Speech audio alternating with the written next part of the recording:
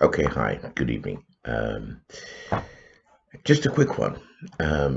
Sharing some thoughts about censorship, uh, privacy, and taking responsibility.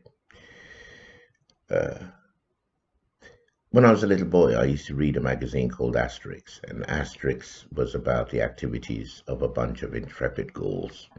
Theirs was the last village to be taken over by the Roman Empire, and the village was led by a character called Vital Statistics. Now, there's a reason he was called Vital Statistics, because he had a massive belly. Anyway, dear old Vital Statistics had a shock of red hair tied in braids, a massive red moustache, an enormous paunch. And though Vital Statistics didn't mind meeting 100 Roman legionnaires in battle, he had one secret fear, and that secret fear was that the sky might fall down on his head and drop all the stars on top of it. This was this intrepid and valiant man's secret fear. And the idea was rattling around my head this afternoon as I walked through the park, and I just thought, how absurd people's fears become when they don't have the right information, and it got me to thinking about censorship. It's okay for Vital Statistics to be like that because he's a cartoon character. He's a cartoon character. You and me are real live living human beings.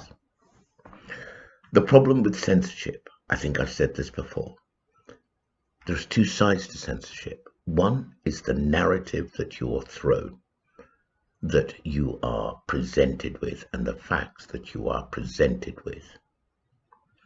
And what's happened is that since this pandemic started, the range of narratives that have been permitted have narrowed and narrowed and narrowed and narrowed. And en route, many medical authorities have been cast aside.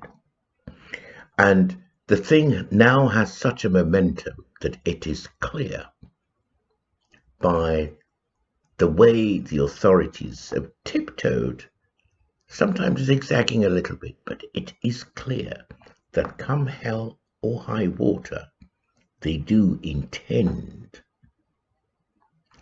to carry through their medication strategy. Come hell or high water, that's how it seems.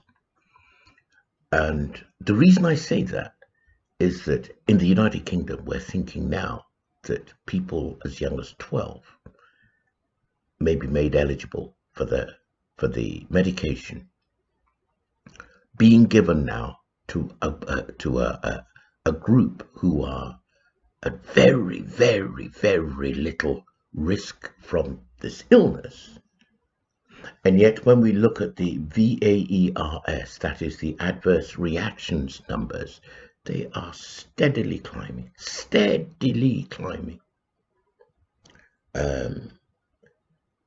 It is said that what is reported in the adverse results figures is between 1% and 10%, if we're generous, of what is actually going on. So if, say, a number of around 5,000 people have died, that would be 10% of the actual number of people that have passed away or had that particular adverse reaction.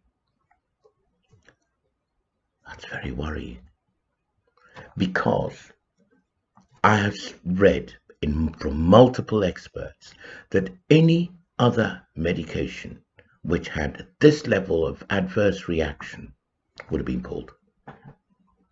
And this leads me, as a layman, to the conclusion that come hell or high water, this medication is going to be pushed through. Now, there are all kinds of issues there. Legal issues, human rights issues, and the trenchant one for me is that of informed consent. If we haven't tried enough of this vaccine, to know what the consequences can be. And we're discovering new consequences all the time. How can I give informed consent for this medication to go through? That's a worry. That's a real worry.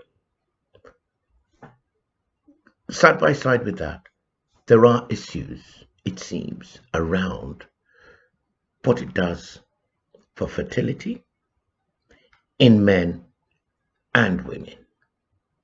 I'm reading scientific reports which indicate that there may be adverse consequences for those of childbearing age. Now, do you know, I wasn't in medical school. You have to do your own research, but I'm not going to come and sit here and mention these things and dream them up or make them up. So that's the first part of censorship, the narrative that we're thrown. The second part of censorship is the information that is held back. Now, there's one particular expert called Dr. Yeadon. He used to be a vice president of Pfizer. I read his resume and I instantly put him down in my head as Mr. Vaccine himself. He's worked on Ebola, he's worked on various vaccine programs.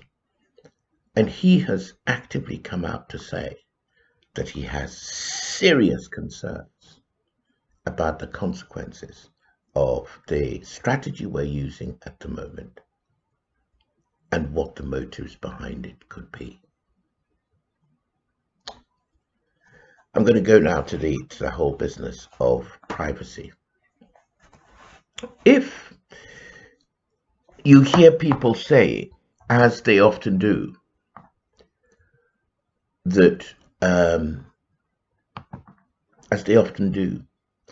hey, look, I got nothing to hide. I don't mind, the authorities knowing everything about me and so on. That's fine. But what everybody also has to understand is that there will come a point when you may disagree with the government. Now, if you say that I've got nothing to hide so they can find out absolutely anything they want about me, what you're also saying is that I will behave like everybody else in the herd, in my community. And you've got to understand that implicit within that statement is the recognition that the leader of your herd or your community will be your government. So by saying I've got nothing to hide and I'm just going to, carry along like everybody else, what you are also saying is that I will always agree with my government. Now, just run a little test. How many times have you disagreed with government policy just in the last 2 years? And project that into the future.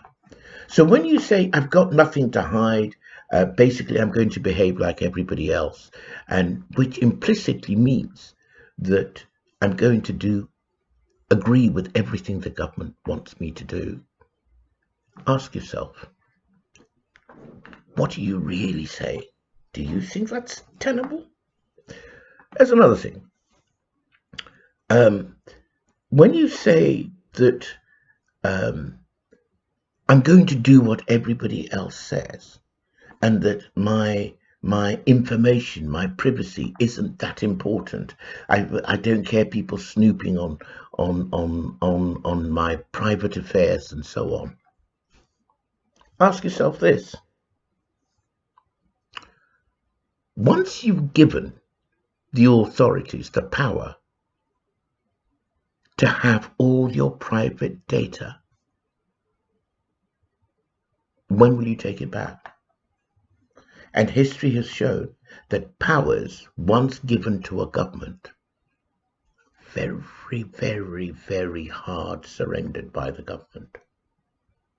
You give up that power, you give up those privacies that you enjoy at the moment, you won't get them back.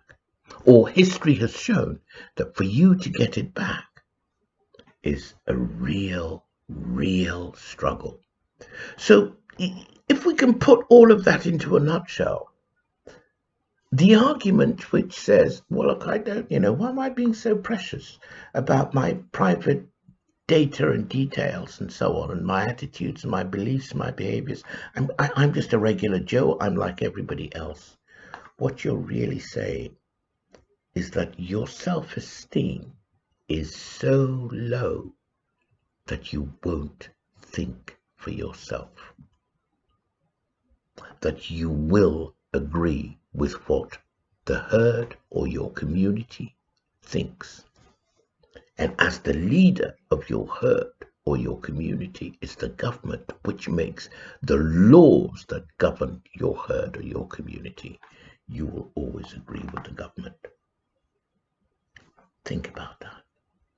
So the only problem is that if you have an issue with giving up your data, your liberty, and your freedom in return for some kind of protection that the government says it's going to offer you,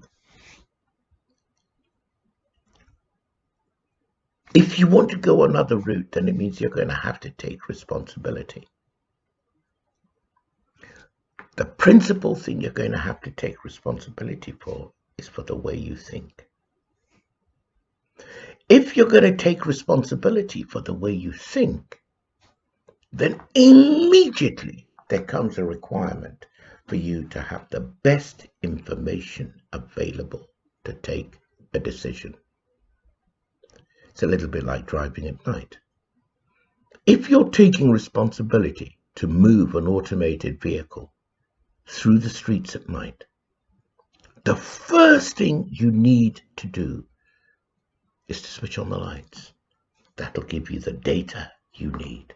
There's a car here, there's a traffic light here, there's an obstruction here, there's a pothole in the road here, there's another car coming here, and so on and so forth.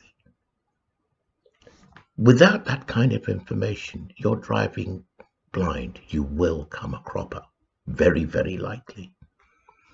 That then means that you need the best information possible and available. How can you do that if you're being censored? So it's kind of a cyclical problem, really, is that it's comfortable for you to hand over your destiny and the decision making to either experts or your government. Really, with you saying, well, look, you just decide whatever you want to do. I'll just follow you like a good member of my community. However, two things happen when you do that. One, once you give up that power, it's going to be difficult to get it back. Secondly, you can't guarantee that actually what the government wants, because the government will have its own ambitions and objectives and so on and so forth, will always chime with you. But if one of the freedoms you've given up is the freedom to have all the information you need, i.e. if you're being heavily censored, how could you possibly take responsibility for your own life? So you can see how this thing goes round and round in circles. And the only solution is for people to speak up about their disquiet. Last thing I'll say is this. A friend of mine was explaining to me how algorithms work.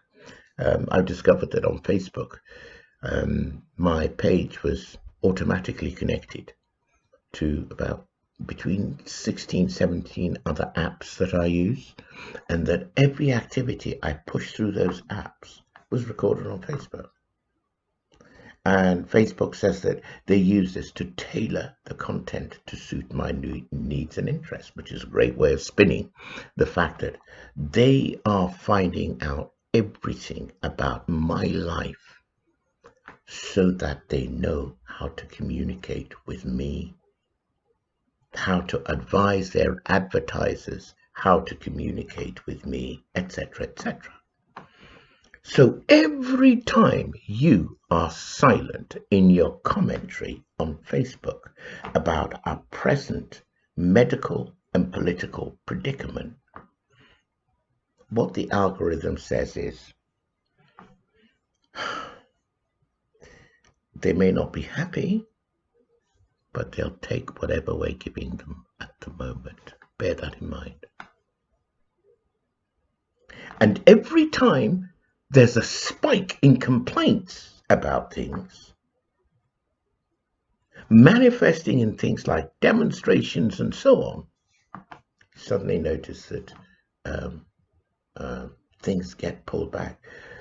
The closest I saw was the time kind of correlation between the huge demonstration, I think it was on the 2nd of June in London. No, it was the 29th of May in London.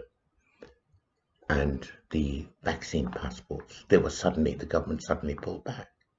Because I think it was demonstrated and people shared content on Facebook sufficiently to show that actually there was disquiet about this. So those of you who have the idea that, well, look, I'm just going to follow the herd, so that if the herd is silent, I'm going to be silent too, this could wind you up in a place you really don't want to be. Why am I saying all this stuff? You know, it's because somebody has to. Somebody has to speak up. And I think those who are mature, those who have a sense of responsibility for their communities, for their fellow men, are probably those who are going to have to speak up. Most other people have been muted. I notice that a lot of the medical people who are putting the contrary narrative are retired professors, retired doctors, people who are no longer in the front line. Even they are being given a hard time. Meaning that those who are in situ, in office right now, are being a little bit, shall we say, prevailed upon to either shut up or toe the line with the narrative. And I will only ask you one question about that. If you're a mature, intelligent human being, what does that do to your trust in those who are making those public statements? I've waited on too long. I hope this gives some food for thought. Have a good night. Bye.